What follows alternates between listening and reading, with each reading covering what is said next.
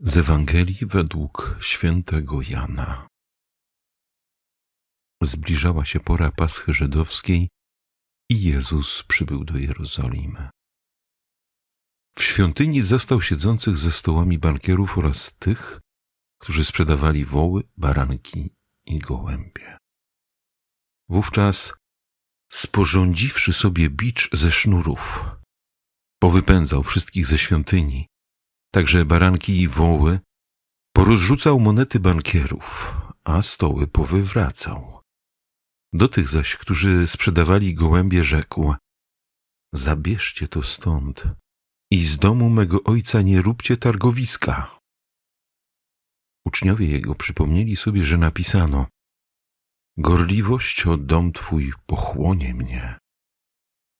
W odpowiedzi zaś na to Żydzi rzekli do niego: jakim znakiem wykażesz się wobec nas, skoro takie rzeczy czynisz?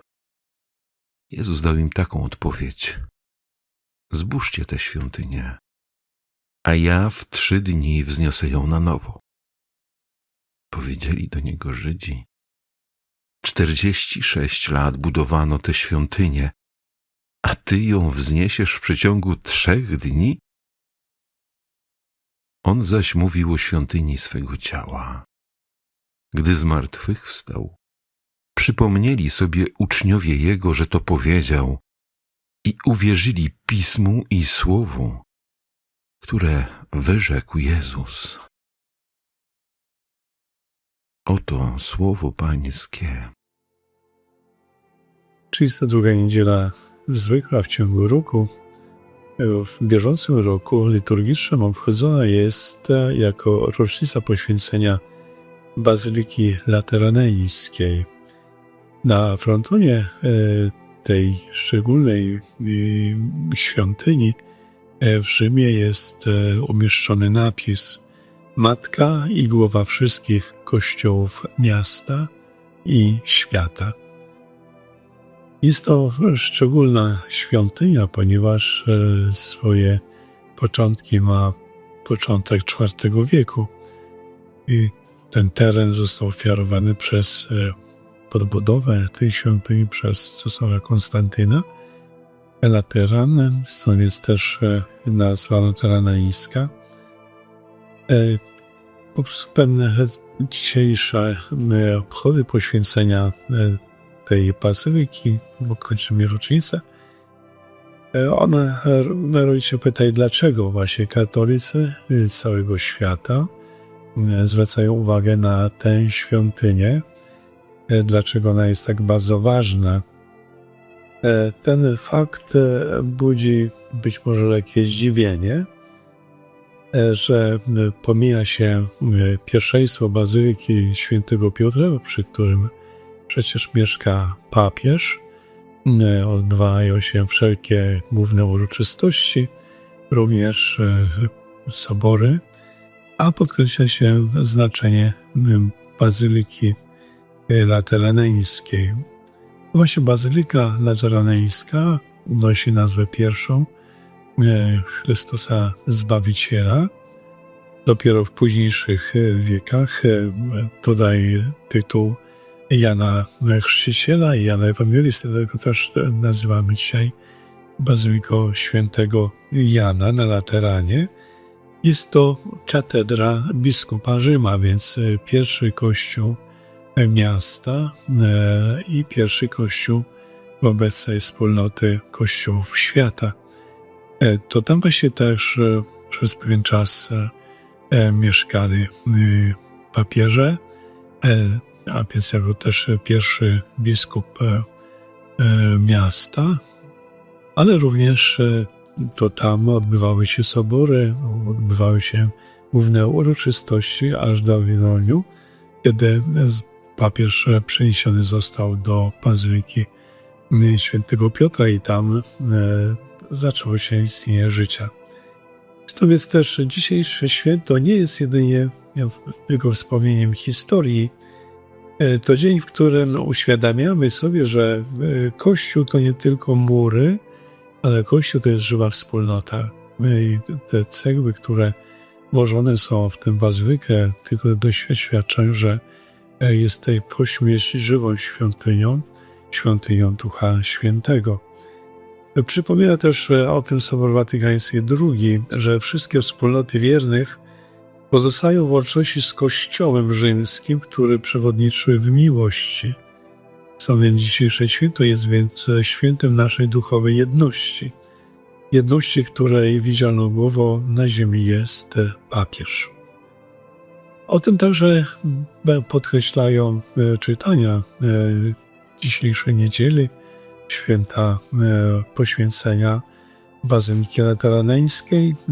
Pierwsze czytanie, które zaczerpnięte jest z proroka Ezechiela, ukazuje nam świątynię, spod której progu wypływają źródła wody. One przemieniają się w rzekę, a tam, dokąd dotrą te wody, powstaje nowe życie. A więc nie wskazuje tylko prorok Ezechiel na coś martwego, na samą świątynię, ale przede wszystkim powstające, że Kościół jest tym danym, że w Kościele Chrystus jest źródłem życia. To tam, dokąd docierają ożywcze wody, Bożej łaski Chrystusowej, tam powstaje nowe życie. Chrystus daje światu życie i kiedy Kościół pozostaje wierny Ewangelii, staje się miejscem uzdrowienia dla świata. Tam, gdzie jest źródło modlitwy, miłości, wszystko się odradza, ludzkie serce, rodziny, społeczeństwo. I jest taki szczególny, kiedy wsłuchamy się w przepiękny opis, który dokonuje prorok Ezechiel, ale zauważamy, że jest to jednorazowe rodzenie, tak jak mamy z porami roku, ale tam, dokąd docierają te wody ożywcze, tam wielokrotnie przynosimy plon. Tak jest właśnie łaska Jezusa i życie Kościoła, które pozostaje w wierności Ewangelii. Tam ciągle jest właśnie bijące serce Boże. Ale również to czytanie wprowadza nas już w interpretację, którą podejmuje święty Paweł w liście do Koryntian, w pierwszym liście do Koryntian, by przypomnieć nam, że jesteśmy żywą budowlą, świątynią Boga. Jeżeli jest święta, to świątynią my wszyscy jesteśmy. Apostoł wskazuje, że to zadanie Bóg nie zamieszkuje w świątyniach kamiennych, ale w żywych sercach i każdy z nas jest świątynią Ducha Świętego uświęconą przez chrzest, Eucharystię. I o tym też nam przypomniał papież Franciszek, kiedy mówił, że Kościół nie jest organizacją charytatywną ani instytucją społeczną, lecz wspólnotą ludzi, którzy doświadczyli miłości Boga i pozwalają, by ta miłość w nich zamieszkała.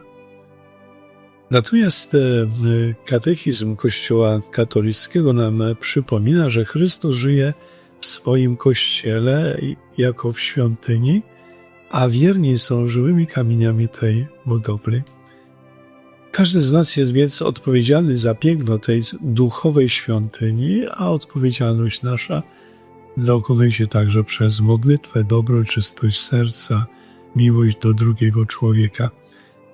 W ostatnich dniach tego tygodnia przeczytałem także taką przepiękną informację o budowie szczególnej bramy z 2 milionów cegieł, które każda z cegieł reprezentuje człowieka wiary, dzisiaj żyjącego, że nawet jadąc wiele kilometrów od tej szczególnej bramy, która jest w kształcie litery O, przekształconej, jakby przekonującej się swoimi liniami, wskazuje na pewno taką ciekawość, która sprawia, że kiedy podjeżdżamy, mamy podjechać do tej bramy, to wskazać nieskończoność, że człowiek wiary jest tym, który jest źródłem, żyje źródłem samej miłości, którą jest Chrystus.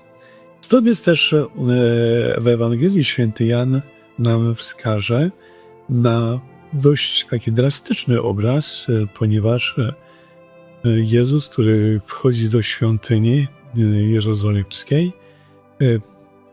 ją porządkuje od wewnątrz. Przede wszystkim stawia pytanie, dlaczego z domu mojego ojca zrobiliście targowisko.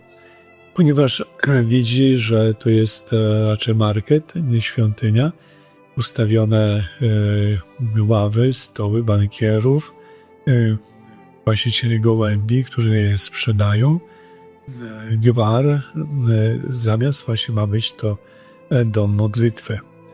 Jezus właśnie tym bardziej wskazuje, że dzisiaj bardzo potrzebna jest taka troska o odrodzenie życia tej prawdy, że jest świątynią Boża. Jesteśmy i biada tym, którzy zniszczą tę świątynię. Natomiast właśnie pragnie, żeby w świecie współczesnym także każdy z nas przemyślał, jakie Chrystus we mnie dokonuje przemiany, kiedy otwieram się na Jego łaskę. Te wywrócone stoły, wywrócone kasy bankierów, porzucane towary, wypędzeni, bo widzimy u Jezusa w ręku jeszcze zwiniętą jakąś linę, którą posługuje się do wymiany ciosów, ale przede wszystkim tutaj chodzi Jezus o naszą przemianę serca, że potrzeba nam dokonać przemiany serca przez sakrament pojednania, żeby odrodzić sobie miłość, odrodzić braterstwo, przyjaźń, zwalczyć w nas egoizm, a przede wszystkim otworzyć się na wspólnotę, którą też ukazał nam święty Łukasz w Dziejach Apostolskich, podkreślając to życie wspólnoty Jezusem, że jeden duch, jedna myśl, jedno serce ich ożywiało. Stąd więc też jest to pragnienie, kiedy obchodzimy wspomnienie czy święto poświęcenia katedry rzymskiej, pierwszego kościoła miasta i świata, żebyśmy też dążyli do szczególnej jedności, tak jak też o tym przypomina nam każdorazowo liturgia, w której uczestniczymy, zwłaszcza celebracja Eucharystii, kiedy modlimy się o tę jedność między nami, że jako żywej świątyni między papieżem a biskupem a wiernymi. Jest to ta wspólnota bardzo zazębiona, którą łączy miłość. Dlatego zaproszeni jesteśmy, aby odbudować nasze życie do pełni miłości braterskiej. Papa.